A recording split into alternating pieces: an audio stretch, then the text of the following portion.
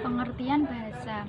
Menurut Pai dalam Brown tahun 1987 halaman 4 mengatakan bahwa bahasa adalah suatu sistem komunikasi yang menggunakan bunyi yang diucapkan melalui organ-organ ujaran yang didengar di antara anggota-anggota masyarakat, serta menggunakan pemrosesan simbol-simbol vokal dengan makna konvensional secara arbitrer. Kemudian menurut Keraf dalam Smara Pradipa tahun 2005 halaman 1 memberikan dua pengertian bahasa. Pengertian pertama menyatakan bahwa bahasa sebagai alat komunikasi antara anggota masyarakat berupa simbol-simbol yang dihasilkan oleh alat ucap manusia. Kedua, bahasa adalah sistem komunikasi yang menggunakan simbol-simbol vokal yang bersifat arbitrer. Menurut Wittgenstein, bahasa adalah suatu bentuk pemikiran yang bisa dipahami, dimengerti, berhubungan dengan kenyataan, memiliki struktur dan bentuk yang logis.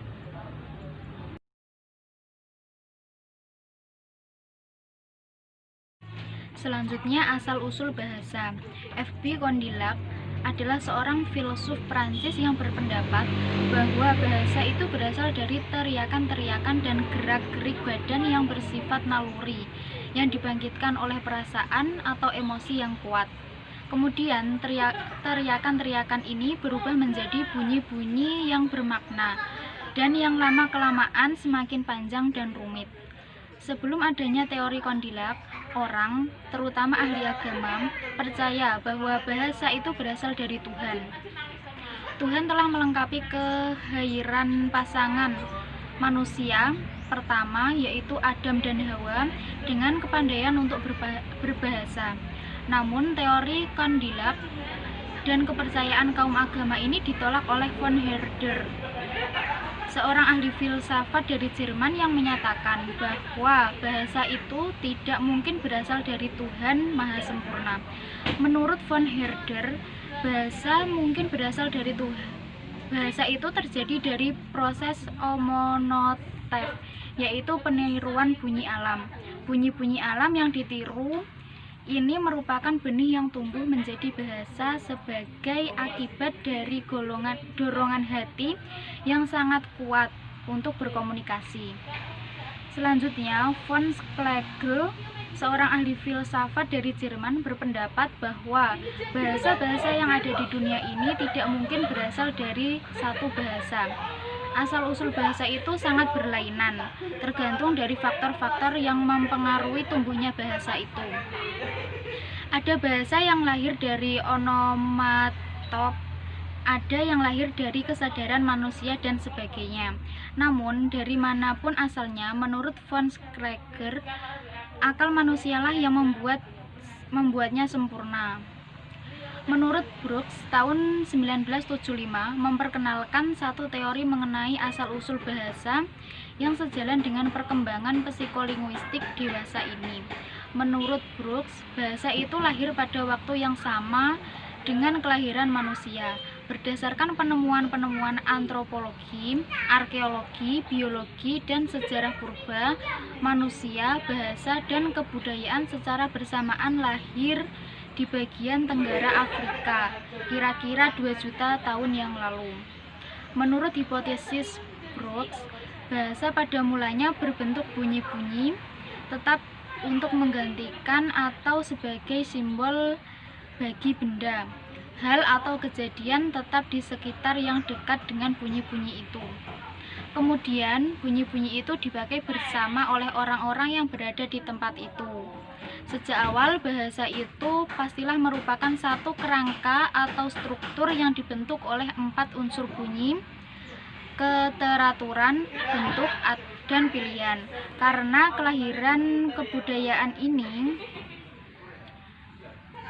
kelahiran bahasa bersamaan dengan kelahiran kebudayaan, maka melalui kebudayaan ini segala hasil ciptaan kognisi seseorang dapat pula dimiliki oleh orang lain dan dapat pula diturunkan kepada generasi berikutnya.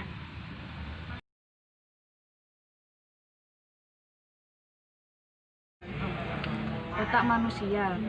Otak adalah organ manusia yang luar biasa, yang bekerja mengkoordinir seluruh yang terjadi di dalam tubuh kita, kepribadian, metabolisme, tekanan darah, emosi, hormon, ingatan, bahkan bekerja melebihi komputer manapun di dunia ini. Otak manusia adalah struktur pusat pengaturan yang memiliki volume sekitar 1350 cc dan terdiri dari 100 juta sel saraf atau neuron. Otak manusia bertanggung jawab terhadap pengaturan seluruh badan dan pemikiran manusia. Otak dan sel saraf di dalamnya dipercayai dapat memengaruhi kognisi manusia. Otak terbentuk dari dua jenis sel. Yang pertama, ada glia dan neuron. Glia berfungsi untuk menjaga dan melindungi neuron, sedangkan neuron membawa informasi dalam bentuk pulsa listrik yang dikenal dengan potensi aksi. Glia dan neuron berkomunikasi dengan neuron yang lain dan ke seluruh tubuh dengan mengirimkan berbagai macam bahan kimia yang disebut neurotransmitter. Otak merupakan salah satu organ yang fungsinya sangat vital bagi manusia. Otak terdiri atas beberapa bagian dengan fungsinya masing-masing. Setiap otak memiliki tugas tertentu yang memengaruhi sistem kerja berbagai organ tubuh. Otak adalah salah satu organ yang paling kompleks dalam tubuh manusia. Organ ini tersusun dari sejumlah jaringan pendukung dan miliaran sel saraf yang saling terhubung. Otak dilindungi oleh lapisan pembungkus yang disebut dengan selaput otak atau meninges dan tulang tengkorak, serta terhubung ke saraf tulang belakang. Bersama saraf tulang belakang, otak berperan sebagai pusat kendali tubuh dan menyusun sistem saraf pusat.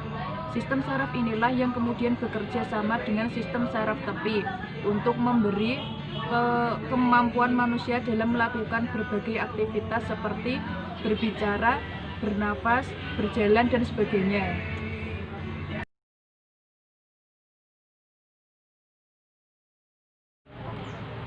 Bagian otak dan fungsinya. Otak memiliki 3 bagian utama, yaitu otak besar, otak kecil, dan batang otak. Otak besar atau cerebrum terbagi menjadi 2 bagian, yaitu otak kanan dan otak kiri. Belahan otak kanan berfungsi untuk mengontrol pergerakan di sisi kiri tubuh, dan belahan otak kiri mengontrol gerakan di sisi kanan tubuh. Permukaan luar cerebrum disebut cerebral cortex.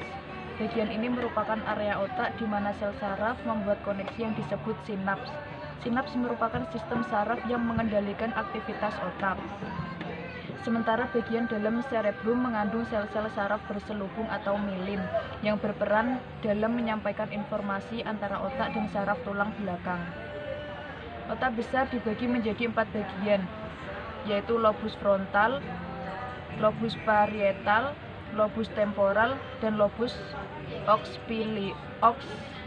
occipital. Otak kecil atau cerebellum. Otak kecil terletak di bawah otak besar pada bagian belakang otak, tepatnya di bawah lobus occipital. Sama seperti otak besar, otak kecil juga memiliki 2 belahan. Otak kecil bertanggung jawab dalam mengendalikan gerakan, menjaga keseimbangan, serta mengatur posisi dan koordinasi gerakan tubuh. Bagian otak ini juga berperan dalam mengendalikan gerakan halus, seperti menulis dan juga melukis. Yang ketiga adalah batang otak atau brainstem. Batang otak adalah seikat jaringan saraf di dasar otak. Fungsinya sebagai stasiun pemancar yang menghubungkan otak besar ke saraf tulang belakang, serta mengirim dan menerima pesan antara berbagai bagian tubuh dan otak. Batang otak terdiri dari 3 struktur utama, yakni otak tengah, pons, dan medulla oblongata. Otak tengah adalah pusat pengatur gerakan otot mata, sedangkan pons terlibat dalam koordinasi gerakan mata dan otot wajah, pendengaran, dan keseimbangan. Selain ketiga struktur utama di atas, terdapat bagian-bagian otak lainnya yang tidak kalah penting. Yang pertama ada cairan cerebrospinal. Cairan cerebrospinal berwarna bening dan jernih yang mengelilingi dan melindungi otak serta saraf tulang belakang. Selain untuk melindungi otak dan saraf tulang belakang, cairan ini juga berfungsi untuk membawa nutrisi melalui darah ke otak, serta menghilangkan produk limbah atau sisa metabolisme dari otak. Yang kedua ada meninges. Meninges adalah lapisan atau membran tipis yang berfungsi menutupi dan melindungi otak dan saraf tulang belakang. Ada 3 lapisan meninges, yaitu dura-mater atau lapisan luar paling tebal, lapisan arachnoid atau membran tengah dan tipis, dan pia mater atau lapisan dalam. Yang ketiga ada corpus callosum. Corpus callosum adalah seikat serabut saraf yang terdapat di antara belahan otak kiri dan kanan. Serabut saraf ini menghubungkan dan memungkinkan komunikasi antara kedua belahan otak tersebut. Kemudian ada talamus. Bagian ini merupakan struktur dari otak tengah yang memiliki 2 lobus atau bagian. Talamus bertindak sebagai pemancar untuk hampir semua informasi yang datang dan berjalan di antara otak dan seluruh sistem saraf di tubuh. Kemudian ada hipotalamus. Adalah struktur kecil yang berada di tengah otak, tepatnya di bawah talamus. Fungsinya untuk mengendalikan suhu tubuh, sistem reproduksi, tekanan darah, emosi, nafsu makan, pola tidur, dan produksi hormon. Kemudian ada kelenjar pituitari. Adalah organ kecil seukuran kacang polong yang terletak di dasar otak. Kelenjar hipofisis menghasilkan hormon yang berfungsi untuk mengatur dan merangsang kelenjar lain di tubuh untuk bekerja. Kemudian ada ventricle, yaitu ruangan berisi cairan di dalam otak. Ada 4 ventrikel otak, yakni 2 ventrikel samping di sebelahan otak besar, di tengah otak, dan di belakang otak. Ventrikel saling terhubung satu sama lain oleh serangkaian tabung. Cairan di dalam ventrikel inilah yang disebut cairan cerebrospinal. Kemudian ada kelenjar pineal. Adalah kelenjar kecil yang berada di ventrikel otak. Kelenjar ini berperan dalam perkembangan sistem reproduksi dan menghasilkan hormon melatonin yang memengaruhi pola tidur sehari-hari. Kemudian ada saraf kranial.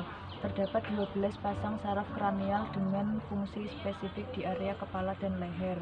1 pasang saraf kranial pertama berada di otak besar, sedangkan 11 pasang lainnya berada di batang otak. Fungsi saraf kranial antara lain mengendalikan pergerakan mata dan otot wajah, memengaruhi indera perasa dan pendengaran, menjaga keseimbangan tubuh, dan mengendalikan otot-otot dan kinerja organ di dalam tubuh. Yang terakhir ada sistem limbik.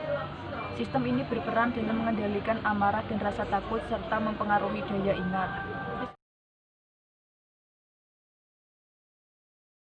Saya yang Wijenanam Pratama ingin menjelaskan tentang hubungan bahasa dan otak dalam tinjauan psikolinguistik. Psikolinguistik merupakan interdisipliner yang terdiri dari psikologi, yaitu ilmu yang berfokus pada pembahasan kejiwaan manusia, dan linguistik, yaitu ilmu yang berfokus pada pengkajian bahasa secara alamiah. Chaplin mendefinisikan psikolinguistik sebagai kajian tentang bahasa dan komunikasi yang dihubungkan dengan individu yang menggunakannya, sedangkan Harley menyebutnya sebagai suatu studi tentang proses mental dalam pemakaian bahasa. Sementara Chark menyatakan bahwa psikologi bahasa berkaitan dengan 3 hal utama, yaitu komprehensi, produksi, dan pemerolehan bahasa. Psikolinguistik juga bisa dikatakan sebagai studi mengenai manusia sebagai pemakai bahasa, yaitu studi mengenai sistem-sistem bahasa yang ada pada manusia. Sistem-sistem bahasa tersebut dapat menjelaskan cara manusia dalam menangkap ide-ide orang lain, dan bagaimana ia dapat mengekspresikan ide-idenya sendiri melalui bahasa, baik secara tertulis ataupun secara lisan. Dalam hal ini, kaitannya dengan keterampilan berbahasa yang harus dikuasai oleh seseorang, yaitu menyimak, berbicara, membaca, dan menulis. Pada hakikatnya, dalam kegiatan berkomunikasi terjadi proses memproduksi dan memahami ujaran. Dapat dikatakan bahwa psikolinguistik adalah studi tentang mekanisme mental yang terjadi pada orang yang menggunakan bahasa, baik pada saat memproduksi ataupun memahami ujaran. Dengan kata lain, dalam penggunaan bahasa terjadi proses mengubah pikiran menjadi kode dan mengubah kode menjadi pikiran. Dari uraian di atas dapat disimpulkan bahwa ruang lingkup psikolinguistik yaitu seputar pemerolehan bahasa, pemakaian bahasa, pemroduksian bahasa, pemrosesan bahasa, proses pengkodean, hubungan antara bahasa dan perilaku manusia, dan hubungan antara bahasa dengan otak. Psikolinguistik meliputi pemerolehan atau akuisisi bahasa, hubungan bahasa dengan otak, pengaruh pemerolehan bahasa, dan penguasaan bahasa terhadap kecerdasan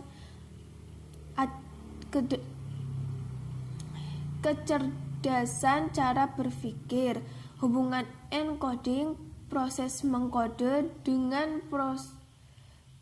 decoding, penafsiran atau pemaknaan kode, hubungan antara pengetahuan bahasa dengan pemakaian bahasa dan perubahan bahasa.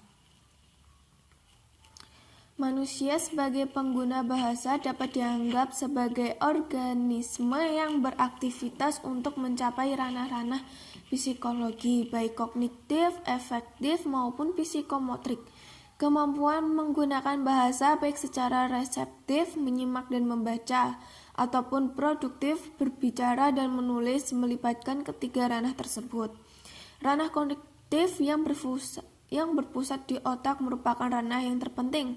Ranah ini merupakan sumber sekaligus pengendali ranah-ranah kejiwaan lainnya, yaitu ranah afektif rasa dan ranah psikomotor karsa.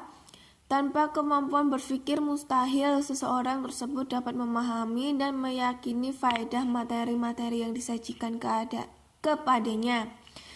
Adapun ranah afektif adalah ranah psikologi yang meliputi seluruh fenomena perasaan seperti cinta, sedih, senang, benci, serta sikap-sikap tertentu terhadap diri sendiri dan lingkungannya.